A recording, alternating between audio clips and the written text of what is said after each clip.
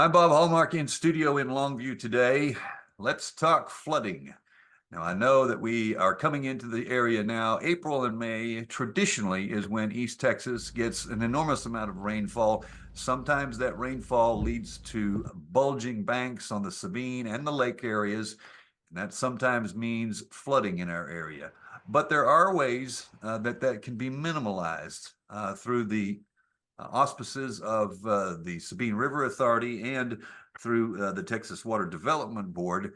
There are techniques and studies being done on how that can be minimalized to save property and also to perhaps keep the flooding at a minimum when it does happen. And we know in East Texas that it will happen. Now, to talk a little bit about that, the heavy rains over the past few weeks have put several East Texas areas on guard for possible flooding, and we have more rain on the way. And that means the Sabine River will begin swelling out of its banks. And that's where we are bringing in a representative from the Texas Water Development Board. And we want to introduce Reem Zoun, Texas Water Development Board Director of Flood Planning. Good morning. Thank you for joining us. And I guess the first question out of the box is, I guess you actually deal quite a lot with this as far as examining, studying, and doing the planning phase of what can be done in flooding, right? Good morning. Thank you for having me today. Yes, so I'll go back a little bit. In 2017, Texas was hit with Hurricane Harvey. I think it still lives in a lot of our memories, and we have had floods for years, for decades.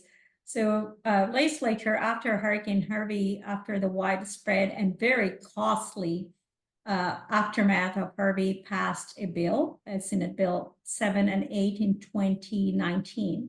What it did is created Texas's first regional, statewide regional and state flood planning program.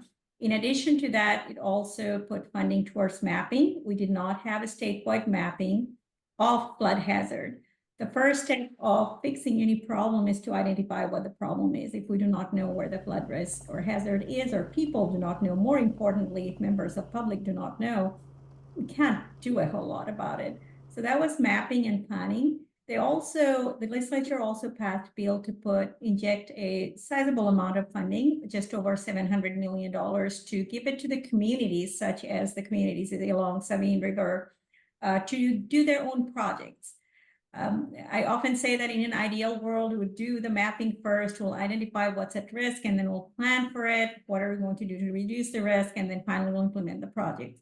But we already have flood risk here. So that's why all the three of these efforts are happening at the same time right now. For the last couple of years, since the bill was passed since 2019, all of the 15 regional flood planning groups, including the Sabine Regional Flood Planning Group, have produced their regional flood plan. That's Texas's first ever Sabine Regional Flood Planning Group's first ever regional flood plan. Some of the ways that can minimalize the flooding. And one of the things that has come up, which I know that you guys have looked at, is what is more commonly called overflow ponds, but they're actually called detention ponds. How do these help? So I'll go to detention pond specific in a minute. I will mention this, that one of the beauty of this regional flood planning program is it's a bottom-up approach. So Sabine River Basin, people, jurisdictions, counties, communities who are in Sabine River Basin, they're getting to decide what's needed. Detention pond, the draft state flood plan is about to come out. It's going to go to the board on May 9th, and we have certain recommendations in there, best management practices. I'll give you one because it's going to be in there, which is detention pond. So what detention pond does, it holds the peak of the flow. So when very heavy rainfall happens, it overflows the bank, right? It overwhelms our drainage system, our pipes. Sometimes our roadways are also designed to carry some amount of water, but when we get a lot of rain in a very small period of time, everything is overwhelmed and it's going over bank. So detention pond holds those peak flow. So it's not going to the system immediately. It's being held back for a little bit, and the peak can pass. That peak flow is the highest amount of flow that's going to pass through in any area. So that gives you the highest water surface elevation. So if we're holding our water back a little bit and releasing it later or slower when there is capacity in our storm drain system or in our river or creek, it's not flooding it. So that's what detention pond does. It is very site specific though. It works better when you're in the upper third of the watershed or even in the middle. But if you're really close to your creek, then it's sometimes easier to let your water go. So it will go to your creek and it will pass. You don't want to hold it back and have it fight with the big flow that comes after. So yes, it's a very useful mechanism. It's a well-established mechanism that's utilized by folks around the state to reduce the risk and impact of flood immediately. So it'd be safe to say that on the possibility that you're on the edge maybe of flooding, that those could maybe, not to coin a phrase, but that might turn the tide by being available to stop what would be maybe a major flooding event and kind of minimize it a little bit. So one thing I always say that we work to reduce the risk and impact of flooding. If we are going to get an Harvey again, we are going to flood again. So what we do is prepare for it. We make sure we don't go build ourselves in the middle of a creek on the way of the flood. We leave space for water to flow.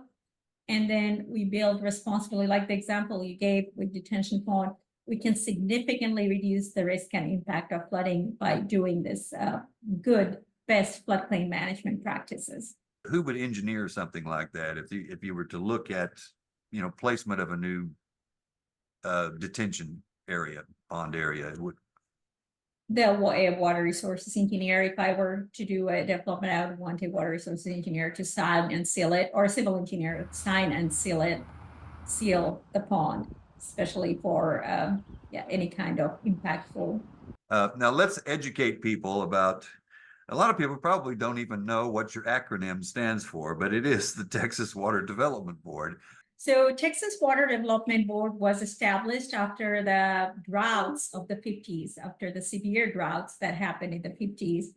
Understanding that this might happen again in the future, the legislature established Texas Water Development Board, making sure that we plan for our water. Texas does a very good job of planning for water in a 60-year horizon. I don't know that everybody realizes that, but the water that comes out of our faucet, it's all planned for. So we look at a 5-year cycle. What is the water demand? What is the supply? Where is our shortages? What is our population projection?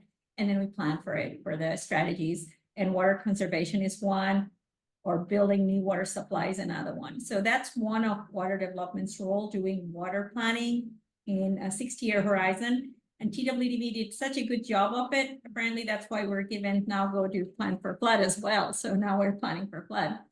The other important piece that TWDV does is that legislature appropriates all this funding for communities to give to the communities. So we manage that fund. We contract with communities, contract with communities, and give out those grants and funds to communities. And then the last piece is science. All of the work we do is very much science-backed. We can't do any of this with the best available information. Let's talk about flooding or water, both sides. We heavily depend on science. So we have a science group as well. So those are the 3 key things that TWDV does. And it's Director of Flood Planning for the Texas Water Development Board, Reem Zoun. Thank you so much for joining us today. Thank you so much for having me. Okay. And we will have much more on this story tonight on KTRE-TV 7 News for KTRE-TV WebXtra. I'm Bob Hallmark.